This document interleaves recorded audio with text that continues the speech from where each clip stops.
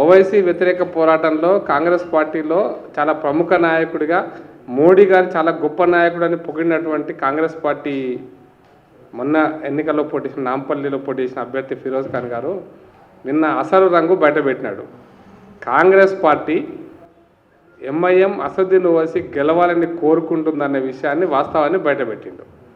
దీంతో అర్థమైపోతుంది తెలంగాణ రాష్ట్రంలో ఎంఐఎం పార్టీ కాంగ్రెస్ పార్టీ ఈ రెండు కలిసి ఏ విధంగా తెలంగాణ ప్రజలను హింసకు గురి చేసినాయో గత 4 దశాబ్దాల కాలంగా మనకు అర్థమవుతూనే ఉంది. ఇప్పుడు ఇంకా బయటపడింది కూడా. నాకు గుర్తున్నంత వరకు మొట్టమొదటిసారిగా 1986లో హైదరాబాద్ అప్పుడు MCh municipal corporation of Hyderabad ఎన్నికలలో 30 సీట్లు ఎంఐఎం గెలిచింది, 25 కాంగ్రెస్, 25 టీడీపీ, 12 బీజేపీ గెలిస్తే హైదరాబాదులో ఈ మధ్య కాలంలో జరిగిన మొదటి మేయర్ ఎన్నికలలో మొదటి ఎంఐఎం మేయర్ ఎన్నిక కావడానికి కాంగ్రెస్ పార్టీ 25 స్థానాలు గెలిచిన కాంగ్రెస్ పార్టీ ఎంఐఎంకు మద్దతు ఇస్తేనే హైదరాబాద్ మొదటి మేయర్ ఎంఐఎం మేయర్ అయినటువంటి విషయం చరిత్రలో చాలామంది మర్చిపోవచ్చు, కానీ పెద్ద మనుషులు చాలామంది గుర్తుంటుంది. హైదరాబాద్ యొక్క పతనం, హైదరాబాద్ యొక్క జీవన శైలి యొక్క పతనం అక్కడే ప్రారంభమైంది. ఎంఐఎం మొదటి మేయర్గా హైదరాబాద్ను మొదలు భ్రష్టు పట్టించారు. ఆ తర్వాత 3 సంవత్సరాల తర్వాత టీడీపీ సపోర్ట్ ఇస్తే మళ్ళీ ఎంఐఎం మేయర్ కొనసాగినాడు. ఆ తర్వాత కూడా అనేక సందర్భాలలో ఎంఐఎం కాంగ్రెస్ కలిసి పనిచేసినాయి. నిన్న మొన్న కాంగ్రెస్ బీజేపీకి బి టీం లేదా బీజేపీకి సి టీం అని, బీజేపీకి బీఆర్ఎస్ బి టీం, బీఆర్ఎస్కు ఎంఐఎం సి టీం అని రాహుల్ గాంధీ లాంటి జాతీయ నాయకులు కూడా మిడిమిడి జ్ఞానంతో అవగాహన రాహిత్యంతో మాట్లాడినటువంటి అనేక సంఘటనలు మీకు తెలిసిన విషయాలు అనేక సందర్భాల్లో మాట్లాడినారు. ఇప్పుడు ఎవరికి ఎవరు బి టీం అనేటువంటిది బట్టబయలైపోయింది. ఈ దేశం విభజన కంటే ముందు, ఈ దేశం స్వతంత్రం రాకముందు ఇదే కాంగ్రెస్ పార్టీ, మళ్ళీ నేను పదవి ఉపయోగిస్తుంది, ఇదే నెహ్రూ కాంగ్రెస్ పార్టీ, అప్పుడు కూడా ఇదే మత కోణం మీదనే Indian Union Muslim League or Muslim League అప్పుడున్నటువంటి జిన్నా నాయకత్వంలో ముస్లిం లీగ్కు సపోర్ట్ చేసి అప్పుడు జరిగినటువంటి స్థానిక ఎన్నికలలో, బ్రిటిష్ కాలంలో జరిగినటువంటి స్థానిక ఎన్నికల్లో కూడా ముస్లిం లీగ్కు ఇదే రకమైన మద్దతు ఇచ్చింది కాంగ్రెస్ పార్టీ. ఇప్పుడు మళ్ళదే ఇస్తుంది.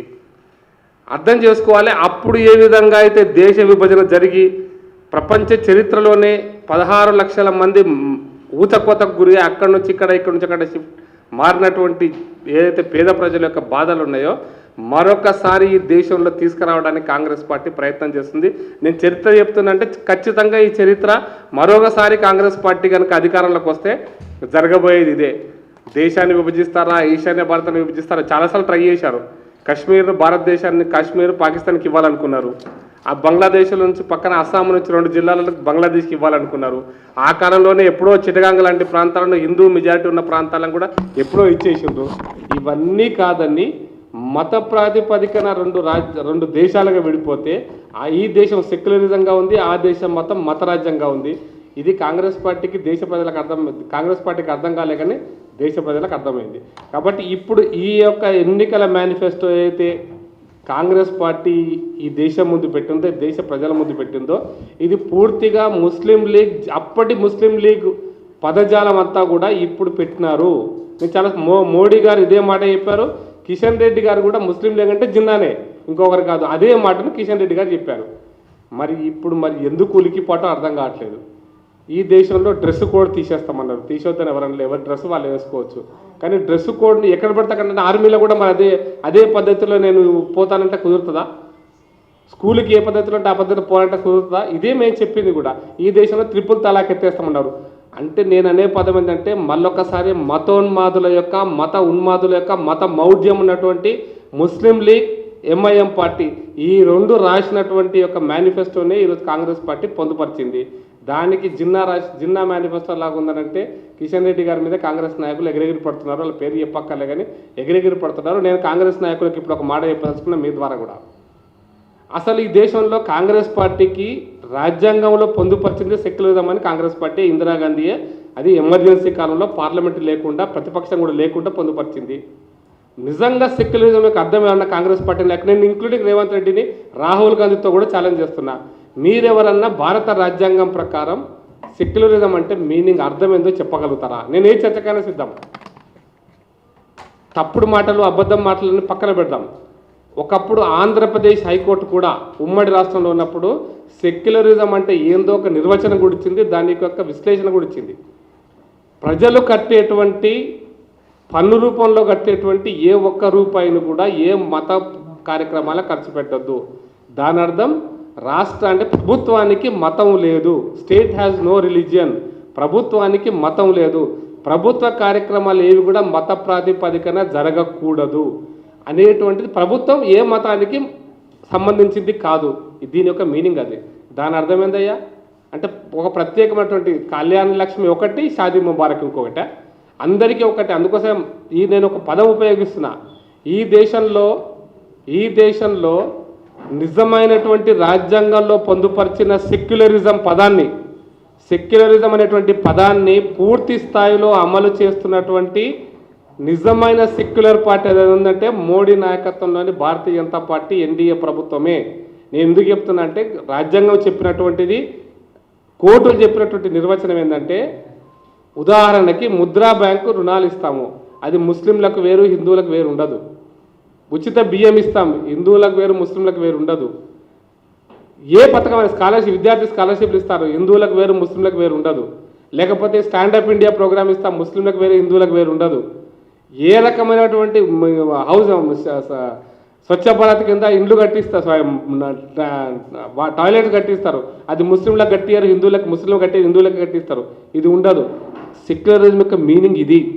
కానీ మేము ముస్లింలకే కట్టిస్తాము, మేము హిందువులకు చేయమనేటువంటి కాంగ్రెస్ పార్టీ భావజాలం. అందుకోసం గుర్తు చేస్తున్న పెద్ద మనుషులందరికీ, కాంగ్రెస్ పార్టీ నాయకులకి, మన్మోహన్ సింగ్ అనే ప్రధానమంత్రి ఈ దేశాన్ని ప్రధానమంత్రిగా ఉన్న తర్వాత ఈ దేశం యొక్క సంపదలో మొదటి హక్కును ముస్లింలకే అని చెప్పినటువంటి ఒక దుర్మార్గపు పాలన చేసినటువంటి మన్మోహన్ సింగ్ నాయకత్వంలోని కాంగ్రెస్ పార్టీని ప్రజలు చూసి ఏ విధంగా తిప్పికొట్టాలో, ఏ విధంగా వాళ్ళకి శిక్ష వేయాలో ఆ విధంగా వేశారు. మరొకసారి కాంగ్రెస్ పార్టీ తమ నిజ స్వరూపాన్ని బయటపెట్టింది. సచార్ కమిటీ కూడా ఒక దుర్మార్గపు దొంగ కమిటీ.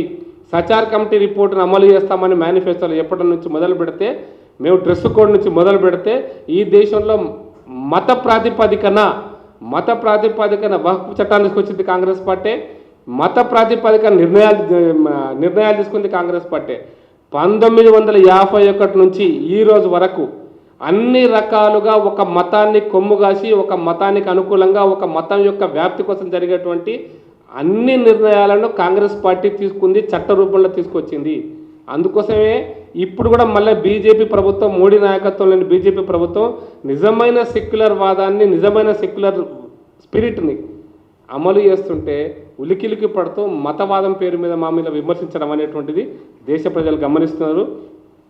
ఈ దేశంలో 100 కోట్ల మంది ఉన్నటువంటి ఒక ధార్మిక జీవనం కావచ్చు, లేదా అంతకంటే పైన ఉన్న వాళ్ళు కావచ్చు. మేము అందుకోసమే చాలా స్పష్టంగా మా భావజాలం ఉన్న వాళ్ళందరూ కూడా చెప్తారు, 140 కోట్ల మంది భారత ప్రజలు అంటే కాంగ్రెస్ పార్టీకి దిమాకు ఉందో లేదో నాకు తెలియదు, రాహుల్ గాంధీకి ఉందా, మరి కాంగ్రెస్ నాయకులకు ముఖ్యమంత్రికి ఉందాలో. కానీ రామ జన్మభూమి యొక్క రాముడి యొక్క విగ్రహ ప్రతిష్టాపన రోజు కూడా మా ప్రధానమంత్రి చాలా స్పష్టంగా ఒకటే మాట చెప్పాడు, 140 కోట్ల భారతీయుల యొక్క గర్వకారణం, 140 కోట్ల భారత ప్రజల యొక్క ఈ యొక్క కార్యక్రమం ఇదని చెప్పాడు.